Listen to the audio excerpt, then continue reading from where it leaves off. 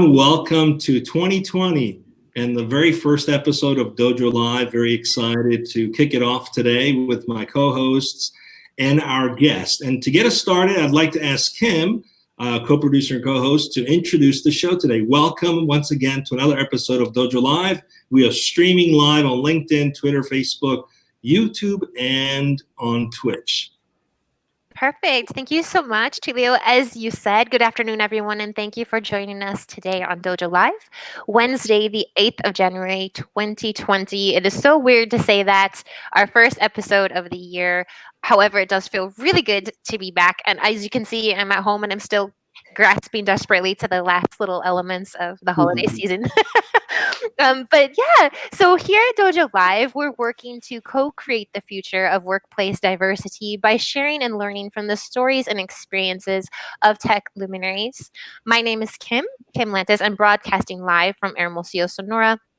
As Tulio mentioned, today we have our co-hosts who are Carlos Ponce and Laura Fimbres as well. Today, we're going to be discussing a key aspect of successful human interaction.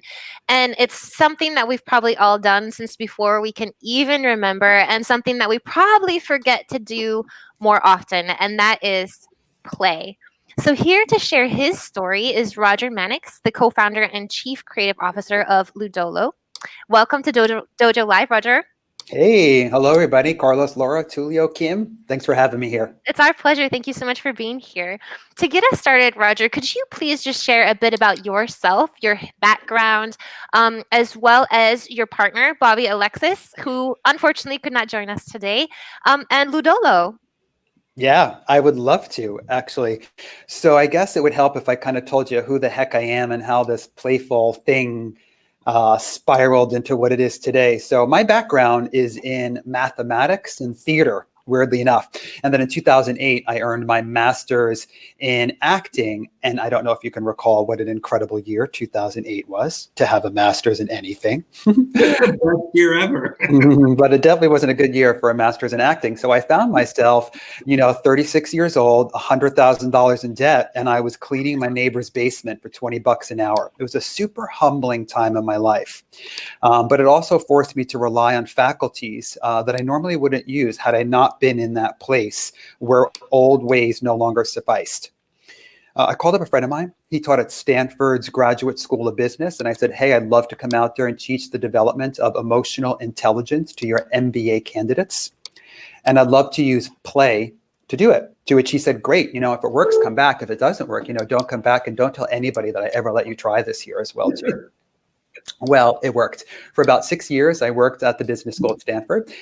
It pretty consistently received the highest rated reviews of all the workshops at the GSB. I taught at the undergrad and the grad level, then went over to the D school, which is the design school over at Stanford. And I did some work both around how do we make learning a more learner-centric experience, not lecturer-centric, because that's wildly boring. And also, how do we infuse play into the design thinking model in order to augment innovation? Word got out, started doing heaps of work in the pharmaceutical business and the tech space around innovation, creativity, belonging, trust, and then Parsons School of Design, which is actually where I am right now calling you from and where I currently teach. About 8 years ago, they asked me to develop a course to teach empathy, which on some level is horrifying that we have to teach empathy at the graduate and undergraduate level. But on another level, it's remarkable that we actually see a need for empathy as a skill to be taught. So I've been doing that for a bit. I took executive master's program here. It's a course called Compassionate Leadership Through Play. And then let's say in 2017, I'll quickly tell you about Bobby Alexis, my partner, who I can see right over there because he's on another call and couldn't join us today. I know, we got to get the business moving, right? He comes from the spatial computing world, which is fancy talk for AR and VR. He's had a number of startups, most of which failed. And then he had one which didn't fail, which had a great acquisition by Digital Domain, which is a special effects company that James Cameron created. He happened to be in a workshop I was doing 1.5 years ago, came up to me, a bunch of entrepreneurs were there, and he just was like, literally, hey man, we got to bring this stuff to the world. So we created Ludolo, which is a play-based learning company to spark innovation, curiosity, trust, belonging, joy, And we take neuroscience, learning science, and game mechanics in order to fuel that work. And in 2019, Fast Company awarded us a world-changing idea in education. How's that? That's pretty Well, awesome. I'm starstruck and humbled, and we can just end the call now. No, I have a ton of questions. No, I it's want to learn. I want to learn. You can't end the call. It's absolutely fantastic. I'm really, really excited about today's talk. It seems to me, especially your personal story of just, rising from the ashes, or the dust in your case. So my question is, what was that aha moment for you? Like, what was it that said, we need to talk about play? I'm going to initiate this. Why play? It's the original universal language. I've asked countless people before, please raise your hands if you've never played before in your life.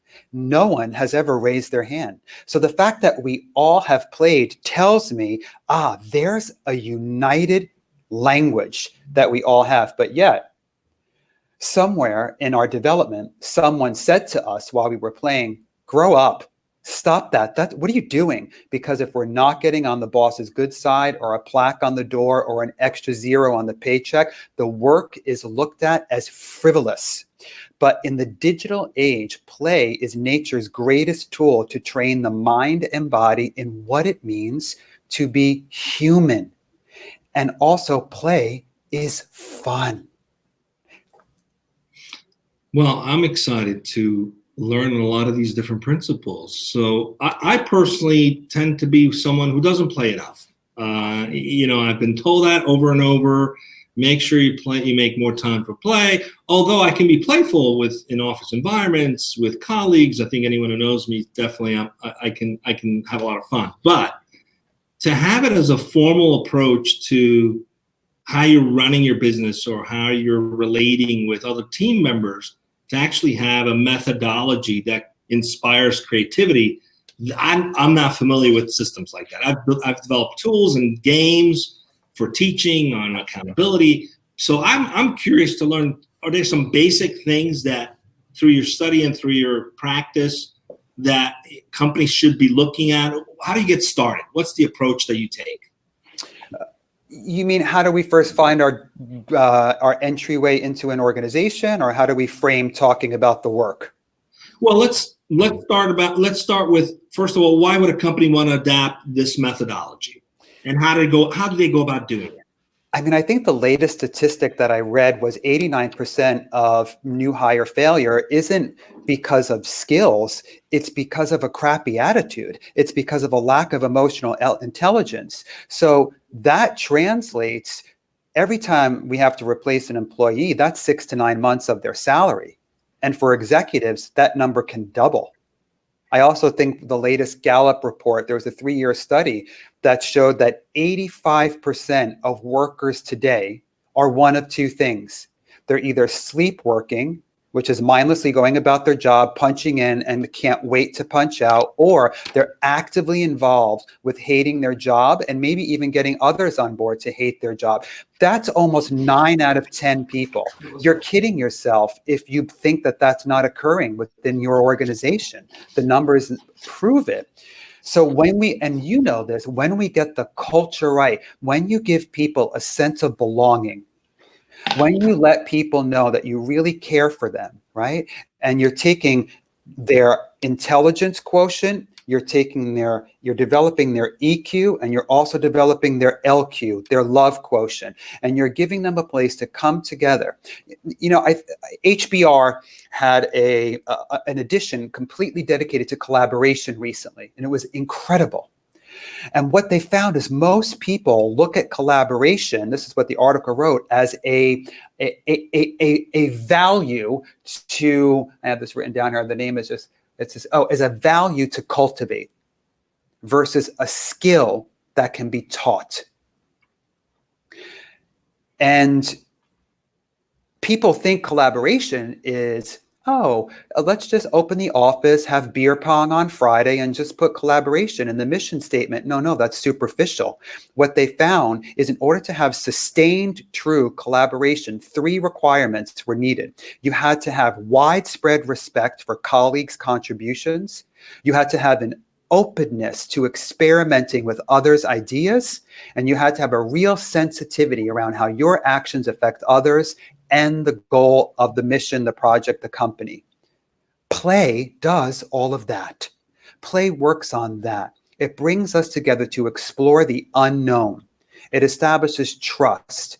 It brings us together in this joyful place to start to understand, what do we do when we're disoriented? Because play is always unknown. We don't know what's happening from moment to moment. And ambiguity and uncertainty are inherent in any job. Why not train ourselves to get comfortable with that? It's an interesting observation and comment you make, Roger, and it makes me think about how a lot of companies go about belonging and meaning. Historically, that's meant different things, right? Meaning has been more tied to some kind of success, very pushing financial success, moving forward with your career. Belonging was part of a team. But I think what you're suggesting is much deeper than that.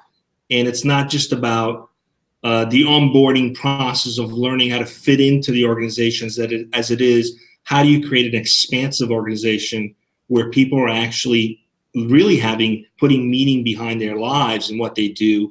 And the belonging is much deeper at a level that's more heartfelt. Can you tell us a little bit about how companies are trying to put this in play? What struggles are they having? What are the challenges to put this in motion today? I love that you just how they're putting this in play. I was like, yeah, that's exactly what they're doing. I would say some of the challenges around this stuff is it really needs to come from the top, right? I believe that when we start seeing the C-suite, that's where the buy-in has to really happen. And then it's really lovely actually to take the C-suite and then to bring them in with senior directors and directors and to level the playing field so we can all see each other and break down these silos, break down this hierarchy that's occurring. That's one. The other is actually finding the time for it. We are overstimulated with the advances in technology, and we're on our phones all the time, and there's nothing wrong with our phones, but we need some digital wellness in our lives. People are having a very difficult time finding the time for this. But what they realize is when you dedicate yourself to creating a culture of learning within your organization, right? Which is all about stretch time, growth assignments, openly discussing mistakes into the fabric of the organization, you are up to 3 times more profitable and have up to 4 times better retention. So these are the things that the C-suite really wants to hear. I also think, sometimes there's contempt prior to investigation with this work. Like, are you kidding me? I have so much work to do and you want me to throw a ball around and squirt a water gun? This is the stupidest thing I've ever heard. And when we start to talk about the limbic system, the neocortex, the amygdala hijack, when we start to talk about principles of learning science like retrieval practice and space practice, we learn through social engagement, social feedback. The work starts to get very palatable because you cannot deny the biology of actually what is occurring when we come together and play. That's non-disputable. And even the naysayers are really like, ugh, there's contempt prior to investigation with this. I'm so glad that you brought that up because it's actually one of my questions. I want to get back to this and we can get a little bit more in depth, but I did want to go backwards. But my question was, how do you deal with the eye rolls, right? Is there a strategy behind the design of play? Like, how do we make play purposeful?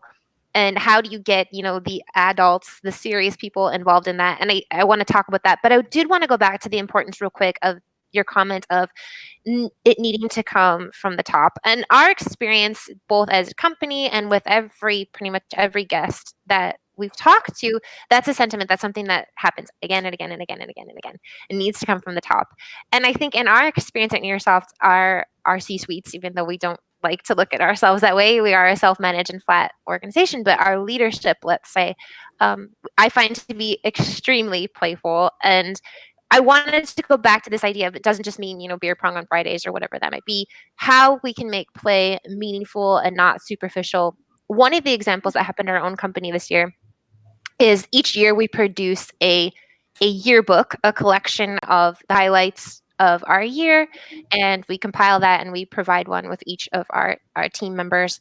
And this year, coincidentally, we decided to let's kind of go green, and we had a printed version as well as a digital version. Like, who wants printed, who wants just digital? We went from there. And there was this inside joke that sort of happened on our Slack channel about, hey, but the printed version is going to include a centerfold of Roberto Martinez, who is one of our top leaders. And I was kind of caught wind of that. And I think it's this idea of creating that culture of learning where people are sort of looking out for those nuggets or those tidbits, right? That little gold.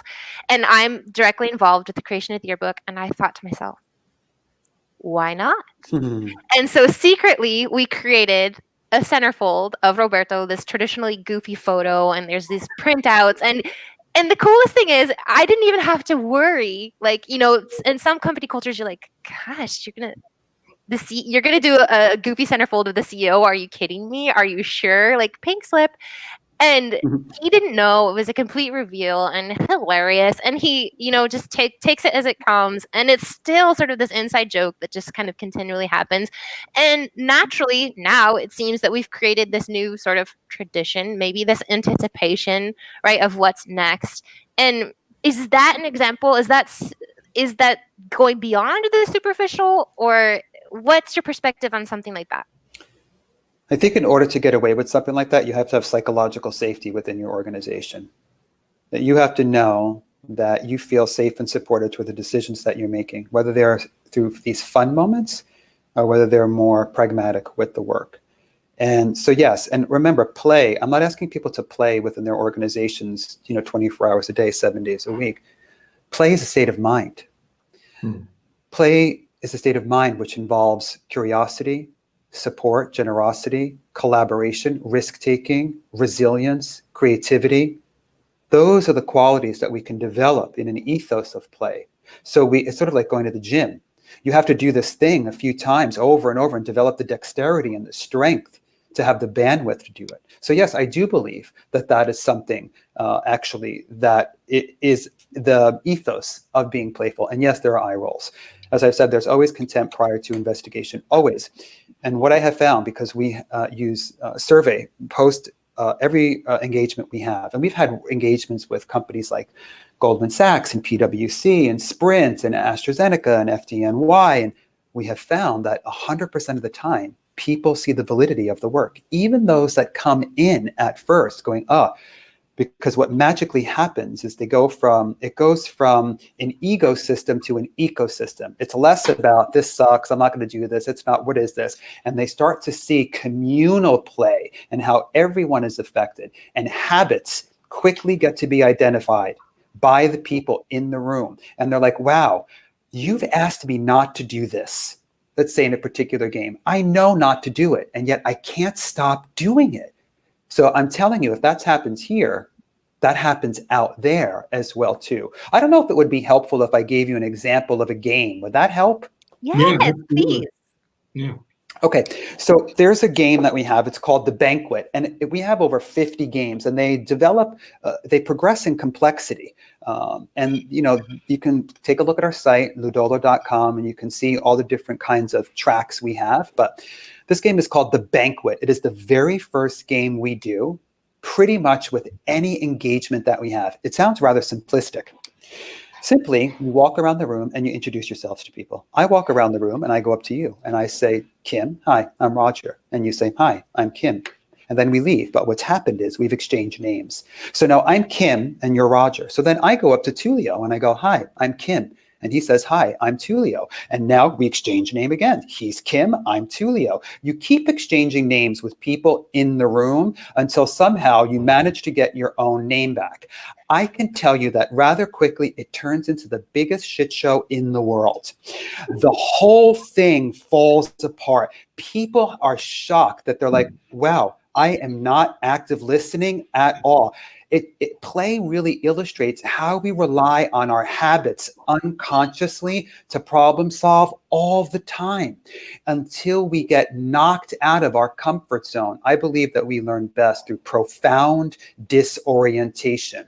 And play is a very safe way for us to examine ambiguity, to examine disorientation in a very safe place, I love it. I got a question. I'm sorry. I kept having this vision of a Scooby-Doo episode where they were keep switching characters in the latest Jumanji movie where they were doing that too. Carlos, go ahead. Sorry. Yeah, that's all right, Tulio. Roger, I got a question, and this is regarding something that I personally considered a little bit on the tricky side because it has to do with emotions, right? So we know all the organizations are comprised of individuals, and then each individual is unique, and so are his or her emotions. So in that sense, in order for everything to work, what you're proposing, what you're telling us about in order for play to work in an organization, you talk about on your website, you talk about creating emotionally attuned workers or teammates. How do you do that? I mean, how can that be accomplished without, with ease, given the complexity of emotions in each individual? Yeah. Well, what is emotional attunement? Like, what is it? It's bringing people. Tell me.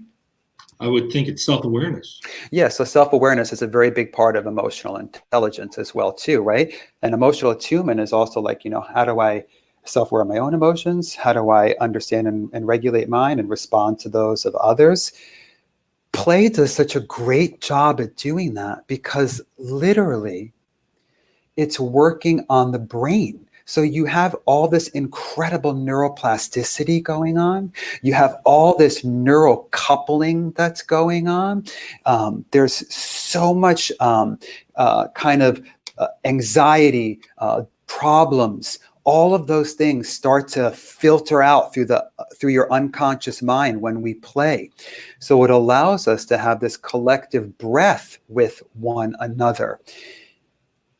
I think what's so lovely is people leave the work not only energized, but also with the capacity to problem solve in a way they never have before. Because people think they're collaborating all the time, especially with Slack channels, which is really great. We use Slack with our engagements, but technology brings us together, but it doesn't teach us how to be together. And they're very different things. So that's what Ludolo really does.